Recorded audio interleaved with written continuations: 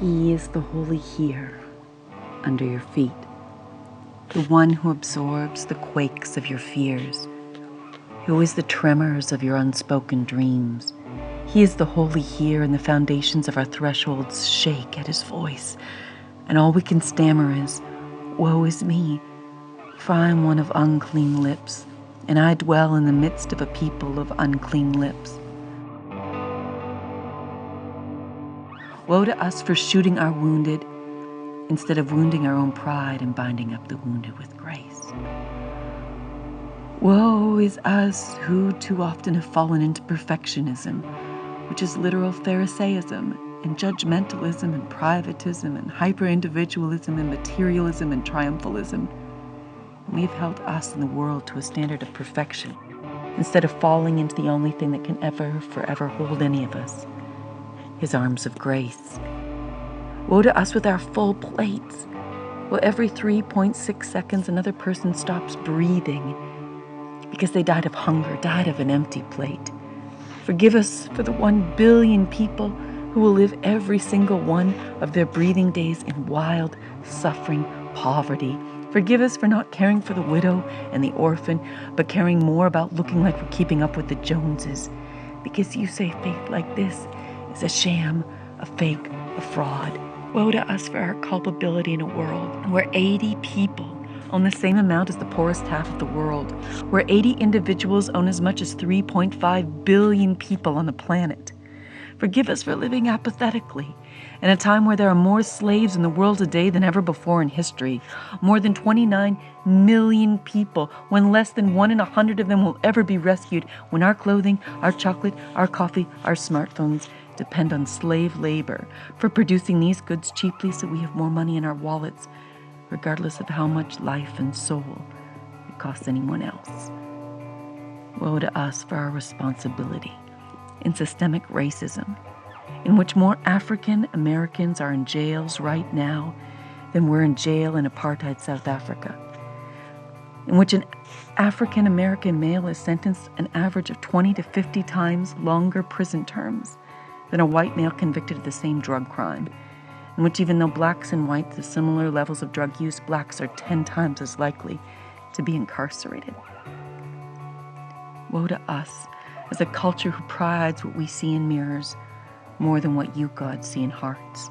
A country that spent $11 billion last year on facelifts, Botox injections, and unnecessary aesthetic cosmetic augmentations, when $12 billion would eliminate illiteracy in 5 years.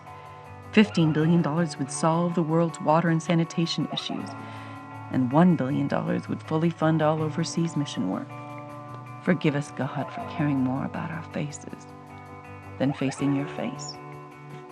Woe to us who are created for peace, but who live angry, violent lives in angry, violent countries that kill playing children unexpectedly and kill unborn children unknown by anyone, who spent more money on a war in Iraq than what could seriously eradicate world hunger for the next 30 years. We confess we daily dress our fears up like anger to do the unexplainable, instead of asking for a shattering of all violence with your shock and all grace. Forgive us as a church for lavish buildings instead of lavish love, for offensive arrogance instead of offensive grace, for wanting to climb ladders to be somebody's instead of climbing lower to help somebody. Forgive us for pointing out sins in our culture and refusing to see the sins in our own hearts, for having more time for Facebook than we do for Face in Your Book, for more closely following our social media streams instead of thirsting for living waters and closely following you.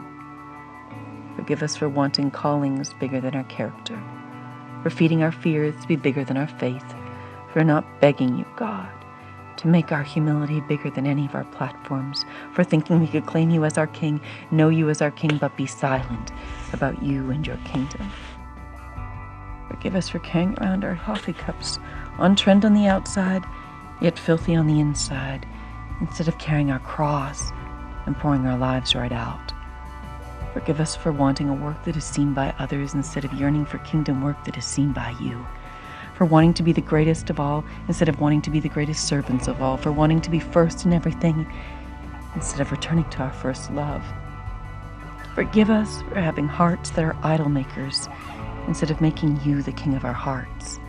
Forgive us for stealing your glory, for photobombing all of your frames with this insertion of our selfie selves, for thinking almost incessantly about ourselves instead of being relentlessly focused on you and thinking of ourselves less.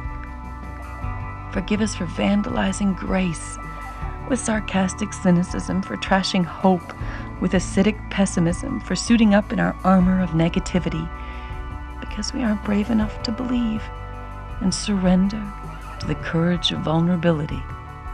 Forgive us for opportunities lost, for dragging feet, for dabbling in distraction, for playing in procrastination, for not being people of action, for loitering about on little and trite things when there is a cosmic battle to be fought, an eternal race to be run, and a feast the starving need to find.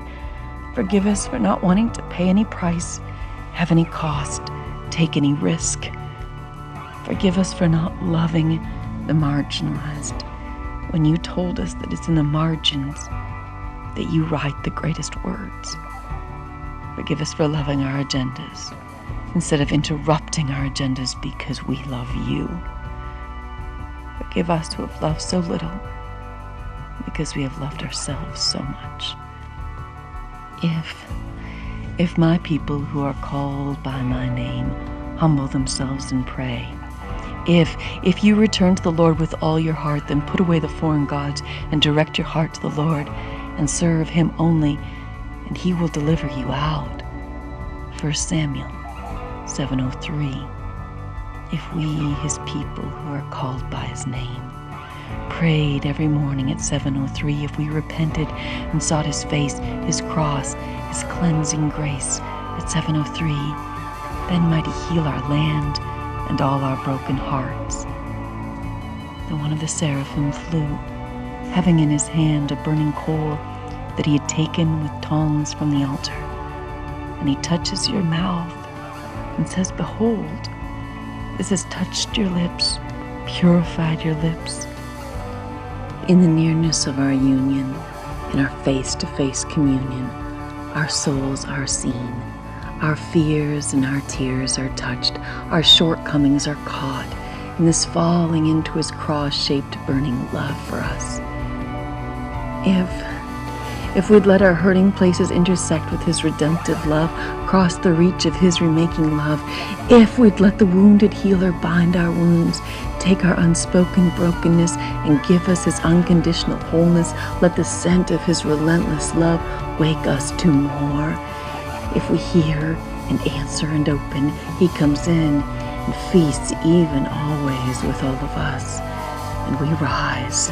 Out of the dark it can rise. Resurrection can rise. If